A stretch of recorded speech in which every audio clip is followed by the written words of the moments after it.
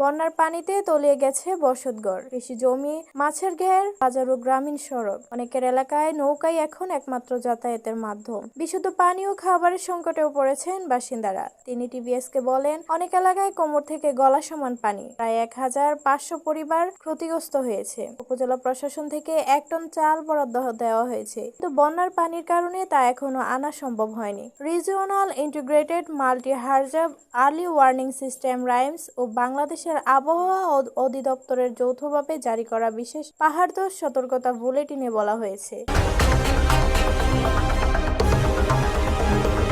বঙ্গোপসাগরে সক্রিয় মৌসুমী বায়ু এবং ভারতের উত্তর-পশ্চিম মধ্যপ্রদেশ ও সংলগ্ন এলাকায় সুস্পষ্ট লঘুচাপের প্রভাবে 12 জুলাই পর্যন্ত চট্টগ্রাম, কক্সবাজার, বান্দরবান, রাঙ্গামাটি ও খাগড়াছড়িতে ভারী থেকে অতি ভারী বৃষ্টি হতে পারে। বুলেটিনে 5টি জেলাকেই পাহাড় ধসের উচ্চ ঝুঁকিপূর্ণ এলাকা হিসেবে চিহ্নিত করা হয়েছে। টানা বৃষ্টি ও উজান থেকে নেমে আসা পাহাড়ি ঢলেই খোয়াই নদীর বাঁধ ভেঙে হবিগঞ্জের 3 উপজেলার 4 ইউনিয়নের প্রায় 30,000 মানুষ পানিবন্দী হয়ে পড়েছেন। বৃহস্পতিবার সন্ধ্যায় সদর উপজেলার লস্করপুর ইউনিয়নের কালীগঞ্জ এলাকায় নদীর প্রতিরক্ষা বাঁধের একটি অংশ ভেঙে যায়। বাঁধ ভেঙে সদর উপজেলার লস্করপুর ও পোয়েল ইউনিয়ন, বাহুবল উপজেলার লামাতাসী ইউনিয়ন এবং বানিয়াচং উপজেলার মকরমপুর ইউনিয়নের বিভিন্ন গ্রাম প্লাবিত হয়েছে।